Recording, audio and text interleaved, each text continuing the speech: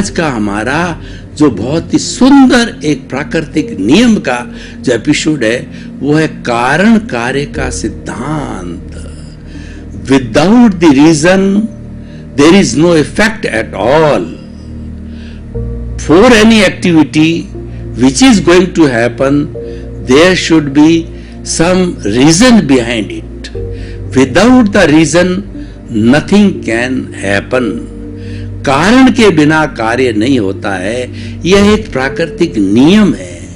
उदाहरण के तौर पर मैं आपको बताऊं, कोई व्यक्ति बीमार कब पड़ता है, उसका कारण यह होता है कि वह खाने पीने में कोई अशुद्धि कर लेता है या खाने पीने का मिसमैनेजमेंट कर लेता है या जो प्राकृतिक नियम है उसकी अवहेलना करता है कि बराबर नींद का न लेना, या वो गलत सोच को रखता है, गलत दवाई ले लेता है, तो वो कारण हो गया।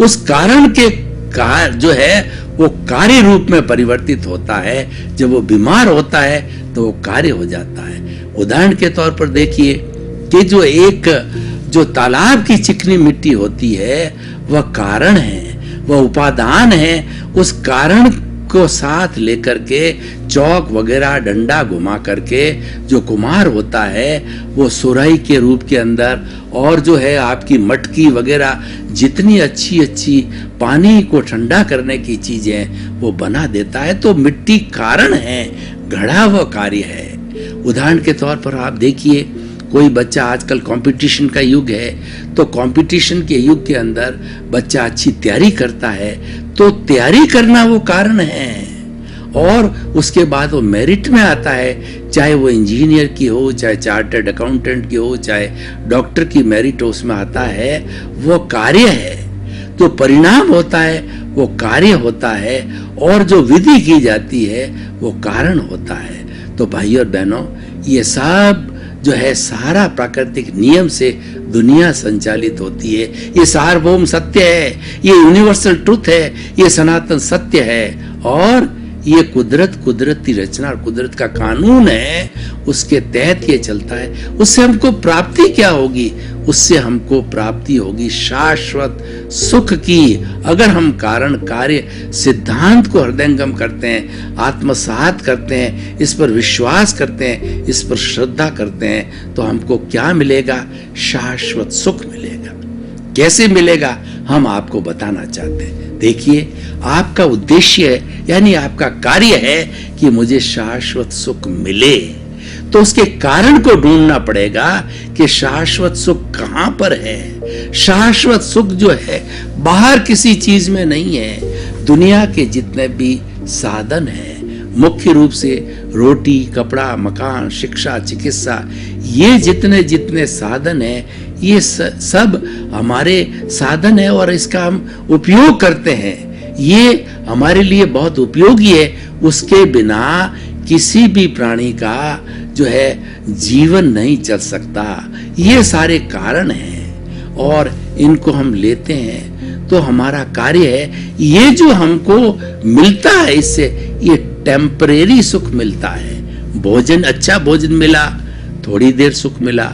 अच्छा मकान मिला तो हमको जो है 10 साल 20 साल जो है सुख की प्राप्ति होती है और फिर वो चला जाता है, तब हमें दुख की अनुभूति होती है। यानी बाहर के जितने भौतिक साधन हैं वो हमको टेम्परेरी सुख देते हैं, वो हमको इंद्रिय सुख देते हैं, वो भी एक कारण है, पर वो रिलेटिव कार्य है।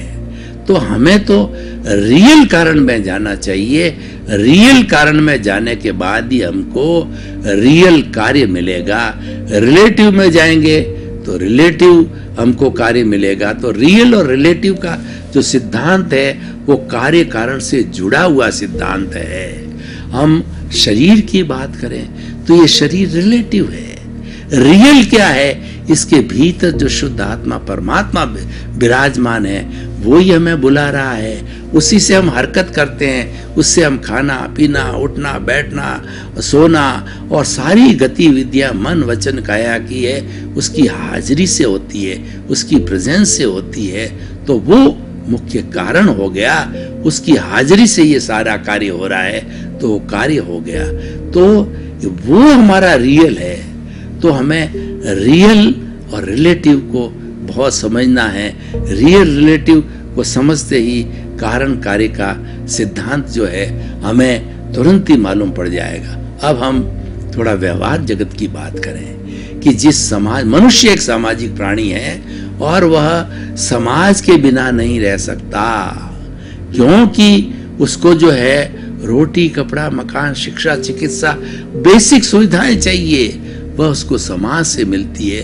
कोई भी व्यक्ति हिमालय के अंदर जाकर के और वहां पर वो साधना कर लेगा तो वहां भी जो उसका जीवन है वह सारा जीवन है रिलेटिव जीवन होता है। वह भी किस पर आधारित होता है?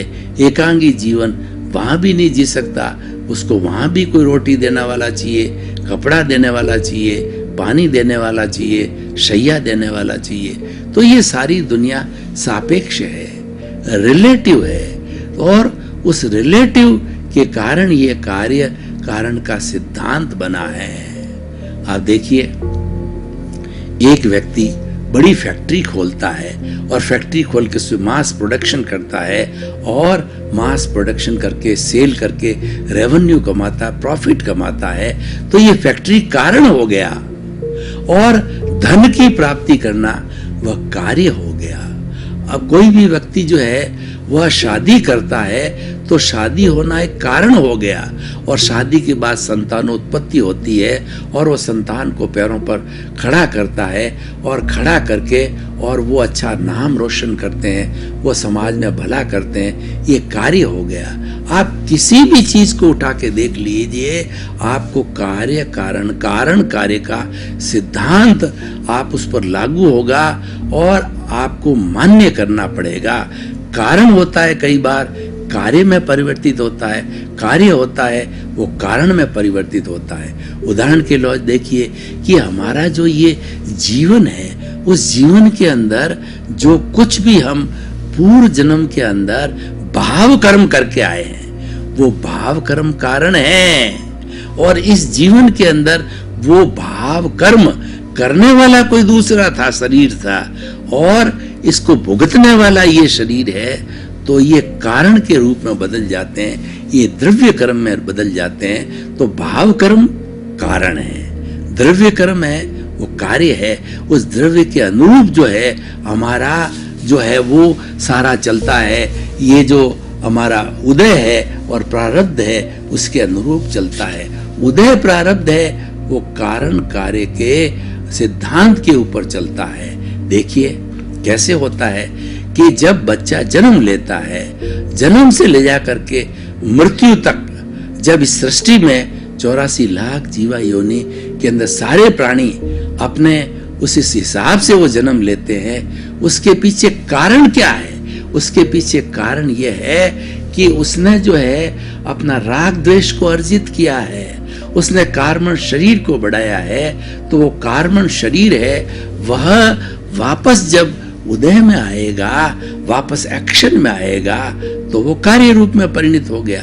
तो जो हमारा जो लिंग शरीर है, कॉजल बॉडी है, कार्बन शरीर है, वो कारण है, और हमारा उदय भाव हमारा जीवन है, ये कार्य है। तो मेरी ख्याल से आप कारण और कार्य सिद्धांत को अच्छी तरह से समझ गए हैं।